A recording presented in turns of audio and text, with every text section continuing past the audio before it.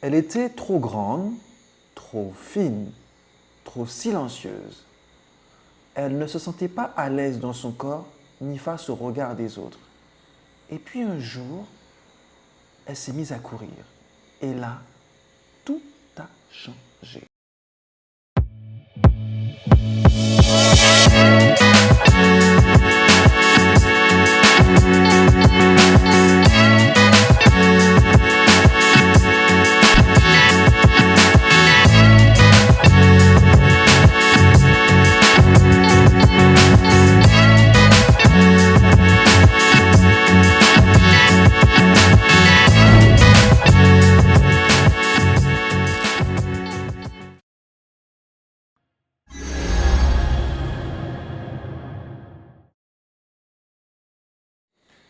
Marie-Josée Pérec est née à Basse-Terre, en Guadeloupe, une île connue pour sa nature luxuriante, ses cours d'eau, ses rivières, mais où l'on grandit parfois avec des rêves trop grands pour l'horizon. Elle a été élevée par sa grand-mère, fervente supportrice d'un certain Mohamed Ali. Très tôt, Marie-Josée Pérec se sent à part. Elle est grande, trop grande, 1,75 m à 12 ans. Elle va donc nourrir un complexe vis-à-vis de son physique suite aux brimades de ses camarades de classe. Mais cette différence, ce malaise qu'elle a avec son corps, va être la source d'une transformation qui va être difficile, pas immédiate, mais totale. Marie-Josée Pérec à l'école est une enfant plutôt dissipée, jusqu'au jour où elle se rend compte qu'elle court plus vite que les garçons. Elle va donc quitter sa Guadeloupe pour participer à ses premiers championnats de France et intégrer l'INSEP. Mais le choc est brutal. Timide et introvertie, elle va très vite se sentir mal à l'aise face à une culture aux antipodes de la sienne, ainsi que face à un racisme latent. Ce que je veux que tu retiennes ici, c'est ce qu'on ne te dit pas, à savoir que derrière chaque champion, il y a une faille. Il y a souvent un manque affectif, un vide émotionnel. Et chez Marie-Josée Pérec, c'est son complexe vis-à-vis de son physique. Donc toi aussi, quels que soient les complexes que tu as, quels que soient les défauts que tu penses avoir, il est important que tu trouves ton propre langage, ton propre mode d'expression. Développe-le et tu atteindras l'excellence. On en est tous capables.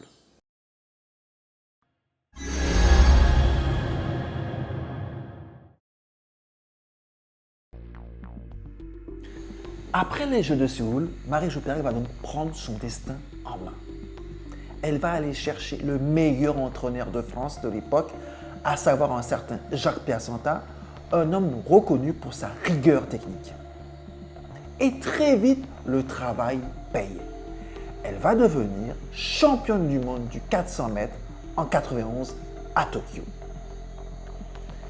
Elle arrive donc en 92 aux Jeux Olympiques de Barcelone en favorite. Elle est l'une des rares chances de médaille. Autant vous dire que la pression est énorme. À l'approche du jour J, elle ne dort plus, elle stresse, elle doute.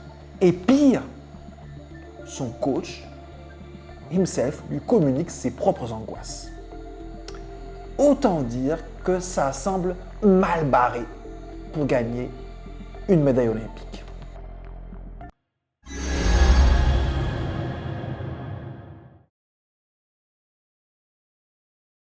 Malgré cette pression insoutenable, elle va se diriger vers la ligne de départ. Derrière les starting blocks, progressivement, elle va penser à des souvenirs d'enfance.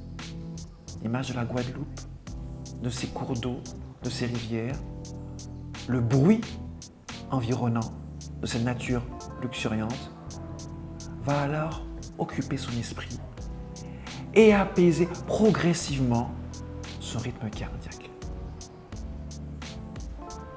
Derrière les starting blocks, elle va alors ensuite s'élancer vers son premier titre olympique.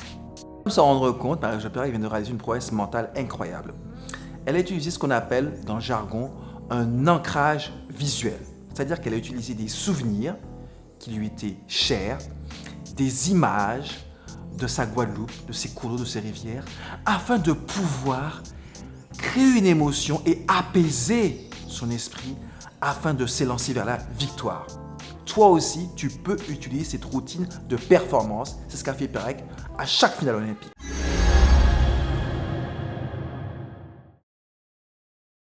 Après son titre olympique à Barcelone, elle décide de quitter le giron français ainsi que le poids des attentes médiatiques et part s'entraîner à Los Angeles, aux États-Unis. Grand bien lui a pris, puisque à Atlanta, elle va devenir double championne olympique en gagnant le 400 mètres, mais surtout le 200 mètres à la surprise générale.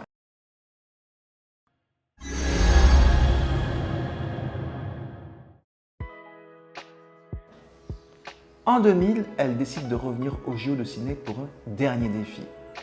Tout le monde l'attend au tournant. Mais rien ne se passe comme prévu. Elle se sent menacée, harcelée. Pire, elle craint pour sa vie. 3 jours avant la finale du 400 mètres, Marie-Jo Pérec décide de quitter le pays et la presse crie au scandale. Ce qu'elle a fait à l'époque, peu de personnes l'ont compris. Elle a été moquée, raillée, critiquée. Mais pour moi, ce geste est immense. Elle a choisi de dire non. Elle a privilégié sa liberté, sa paix mentale, au lieu d'être dévorée par un système. Elle a choisi sa liberté au lieu de la gloire qui lui était promise. Et toi comme moi, souvent, on essaie de nous faire croire qu'on doit répondre aux attentes des autres à notre détriment. Let's be clear. This is bullshit. On est là avant tout pour être fidèle à nous-mêmes, pour être authentique, être en accord avec nos valeurs intrinsèques. Avant tout. Le reste, c'est de la fioriture. Think about it. Toujours est-il que pour moi, ce geste de Marie-Jo Pérec est sa victoire la plus forte, en tout cas la plus symbolique. Voilà mes amis, j'espère que ce Bois d'Ébène Challenge vous a plu. Je vous laisse sur ces bonnes paroles. Et n'oubliez pas de vous abonner, de partager.